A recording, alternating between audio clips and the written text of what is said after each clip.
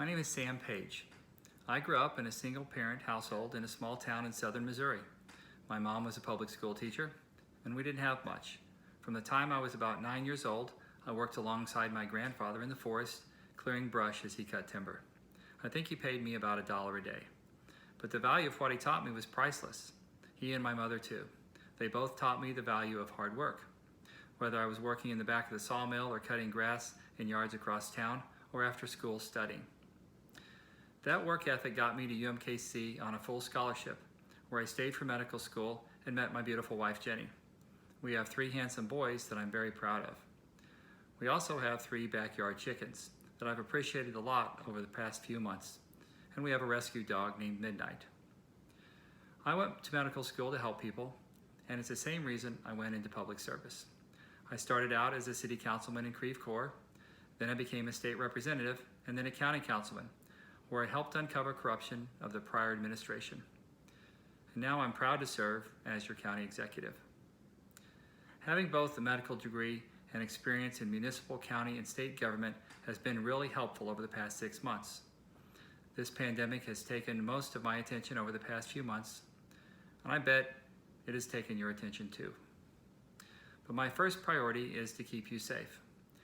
That's why I issued one of the first stay-at-home orders anywhere in the country, which put us in a much better spot than a lot of places you've been hearing about over the past 3 days.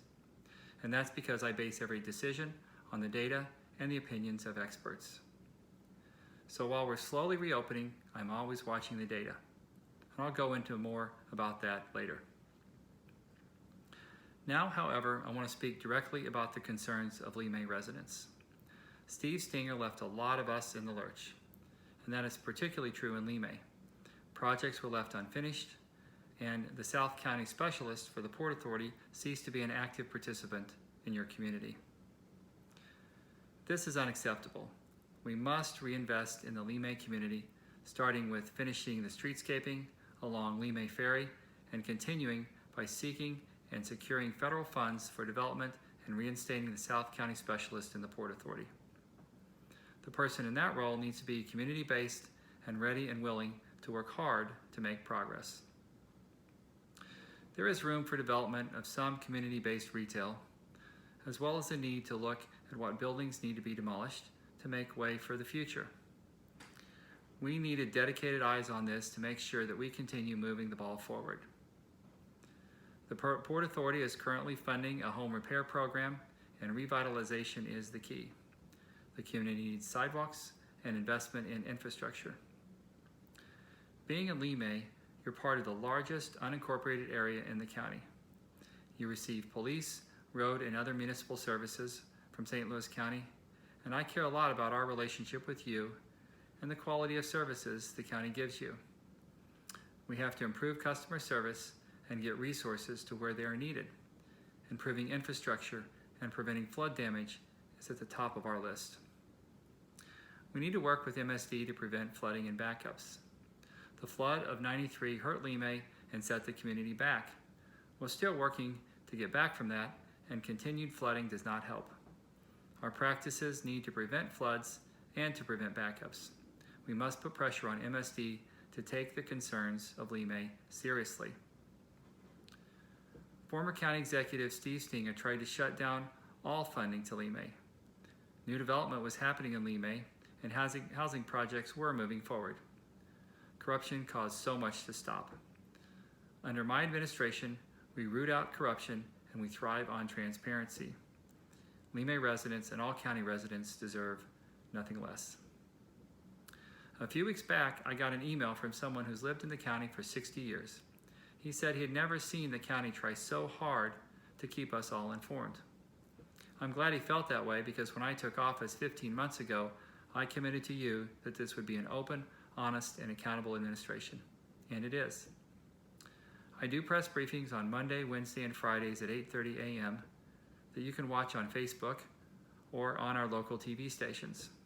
I present a county executive's report each week at the public council meetings that I attend, and I created a 100-day report and an annual report that shows what we've done over the past year.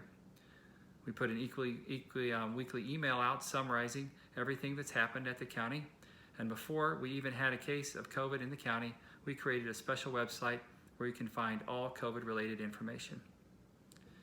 And after we received the CARES Act grant funding, we created a transparency portal that tracks every penny that's spent of all those grant funds, down to the rolls of blue painter's tape. You can find all of that and track spending for yourself at stlcorona.com. We are dedicated to spending the CARES Act funding efficiently and effectively, and that's because timing matters. We have to give back any CARES Act funding that we don't use by the end of this calendar year. That means if we do not use those funds wisely and quickly, then you'll be on the hook for anything that could have been paid for with that grant money. So we've been hard at work helping small businesses, child care providers, and those who need assistance staying in their homes, paying utility bills, or putting food on the table. That's where we've been spending our time and those federal funds. My job is to manage the pandemic and to keep you safe, but it's also to help get our economy on track. And this isn't an easy time. A lot of people, maybe you, have lost their jobs or had hours cut or have had their wages lowered. The way this pandemic is hurting all of us is different, but it's hurting all of us. And we need people from across the region to help us find the best path forward and to make sure that you've got a seat at the table. I've created an economic recovery team made up of business leaders, labor leaders, the Heartland St. Louis Black Chamber of Commerce, and this team also includes South County residents. Public health has to come first when people are sick or afraid of getting sick, but businesses can't do well and our economy won't recover. So as we manage our healthcare crisis, we are also managing our economic crisis, and we'll keep doing that. This election is unlike any election I've ever been a part of because we're in a historic time. This is a moment that requires calm, decisive, swift action. It's a moment where experience and integrity matters. With everything we've seen in the last 4 years and with everything that's at stake, I'm more than disappointed in the campaigning that I've seen in this race. But I do think it gives you an opportunity to see what kind of leaders my opponents are. The person you choose to be county executive will be making life or death decisions. That's not hyperbole. That's a fact. That's why my decades of experience making life or death decisions as a doctor matters. My track record of doing good things before the pandemic and of managing all the crises we're in also matters. And all of that makes me the best choice for county executive.